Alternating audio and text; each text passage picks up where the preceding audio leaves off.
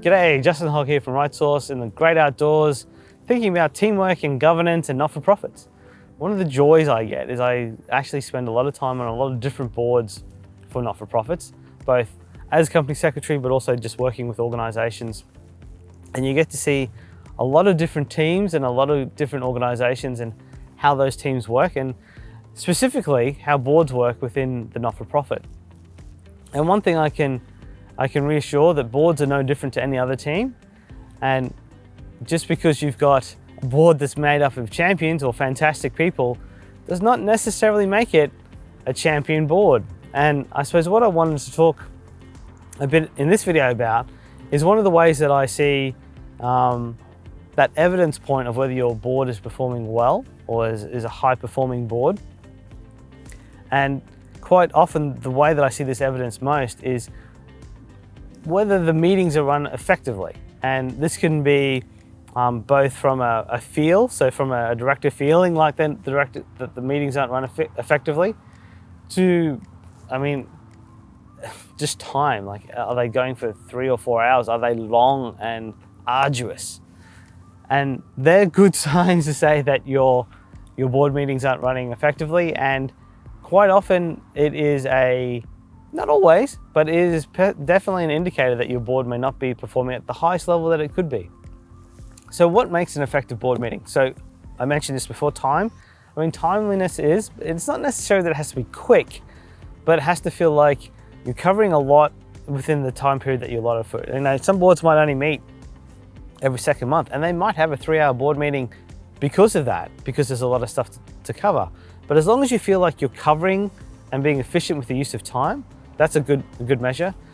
But probably more importantly is the quality of discussion. And it's very hard to measure this objectively, but really what you're looking for is that, especially with decision points within an agenda, is that you're getting input from the directors that is adding value or adding information to that decision point that potentially others hadn't considered, and it helps that mix of information that comes through on the decision actually working towards a decision that is one that a decision's made. That's quite often something that some boards struggle with, but also that the reasoning behind why the decision is made, which then can be evidenced in the minutes, is very clear and is very definitive in how it's come about. And that's quite hard because quite often you don't have all the information or perfect level of information. So to be definitive in your decision-making process, that requires skill, and that's when the board is, I see, operating at very high levels, when they're using imperfect information to make very clear decisions. So how do you do that? So say you go, okay, well, there's a little bit of improvement to do in terms of how our board meetings run. What can we do to make them more effective? Okay. Again, this isn't rocket science here, but a lot of performing or putting out a good performance often comes into the planning. So there's actually a lot of work that can be done before the meeting or pre-meeting that will help your meeting run more efficiently.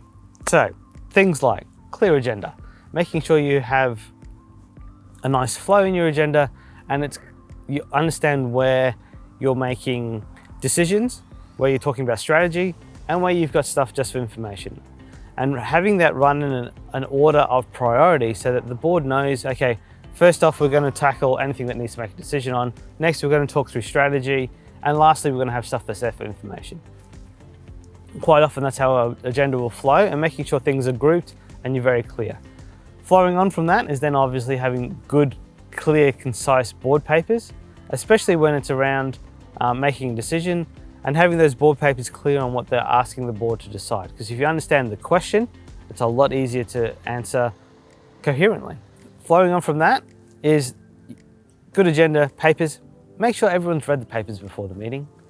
It sounds simple, but that's really important. As a director, that should be your very clear in terms of your responsibility. Make sure that all the pre-reading's done so that when you're coming to the meeting, everyone is on the same understanding of each of the topics.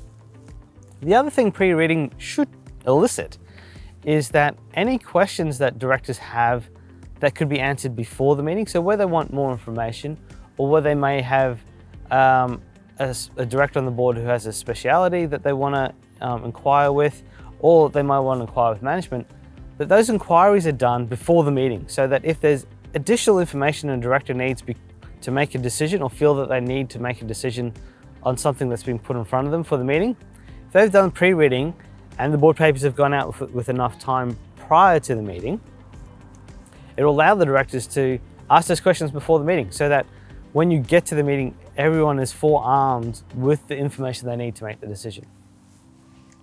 Similarly, and in line with this, if there's a controversial decision that needs to be made, there's nothing wrong with communication happening outside of the board meeting. Now, decisions can't be made, and obviously a lot of that conversation that happens outside the meeting, that won't be included in the meeting proceedings. It can be brought to the meeting and can be summarized with okay, we've had a discussion based on this, especially if it brings additional information. But especially when in negotiations, quite often a lot of the negotiations happen outside of the formal meeting.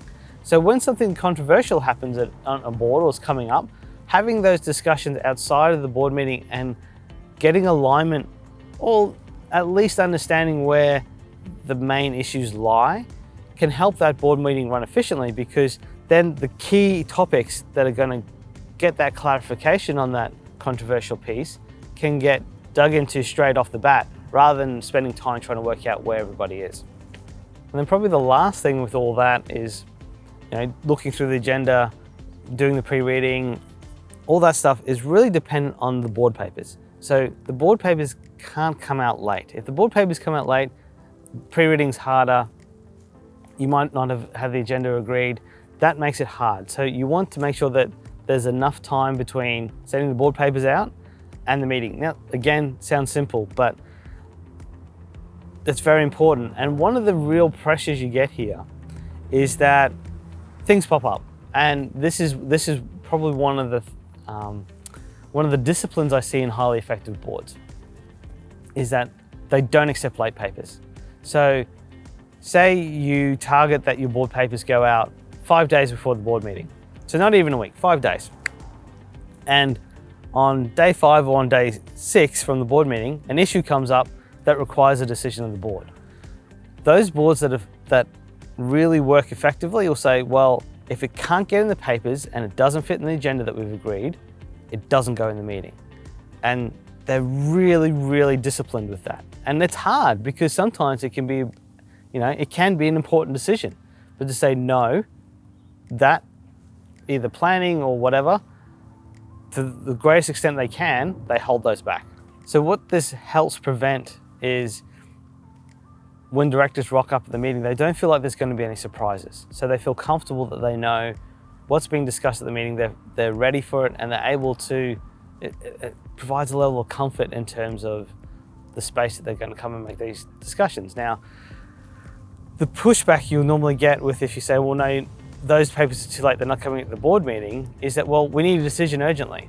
And obviously manager will be like, well, if the decision needs to be made, how do we get this made? Do we have to wait another 1-2 months till the next board meeting to get a decision made? Well, no, there's nothing, just because you've got a schedule in terms of board meetings doesn't mean you can't have another meeting called ad hocly to discuss an issue. If it's that important, you can definitely have another meeting. And especially, I think over the last year, a lot of boards are a lot more comfortable doing a Zoom meeting or one over virtually. And that's what I actually see these highly effective boards doing. So, well, no, that paper's late. We can't do that. Okay, if it's really important, we'll do our normal board meeting, and then we'll have a special meeting to discuss this one purpose or this one paper, because those boards are more concerned about making sure that the directors are prepared so they can have a quality discussion and make sure of a quality decision, and are willing to sacrifice a little bit of time to make sure that decision is made. So that's all the work you can do pre-meeting to help it run efficiently, and that's a fair bit. And honestly, that's where the company secretary or that governance professional within your organization can help coordinate a lot of this to make sure it is done, because you get through all that and you get to the meeting, everyone's clear, it actually runs very quickly, and it makes it a very easy job for the chair. The chair can effectively be confident that all directors are clear on the information. seek their input, and it should be relatively, or does end up being relatively succinct, because everyone is either happy to make the decision because they got all the information, so not a lot of extra has to be discussed. Everyone can have feedback because there's not a lot of questions happening. And if there is something controversial, you have the space and the time to actually discuss it at the level that requires, rather than trying to push through.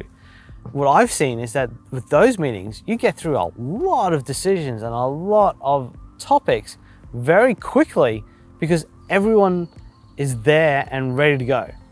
And that's what planning is all about. So it's that planning process. So the meeting itself tends to run pretty easy. And if you've got a chair that has those good skills in terms of facilitating discussion and being clear in terms of when a board comes to decision, it can go very, very quickly and run very effectively.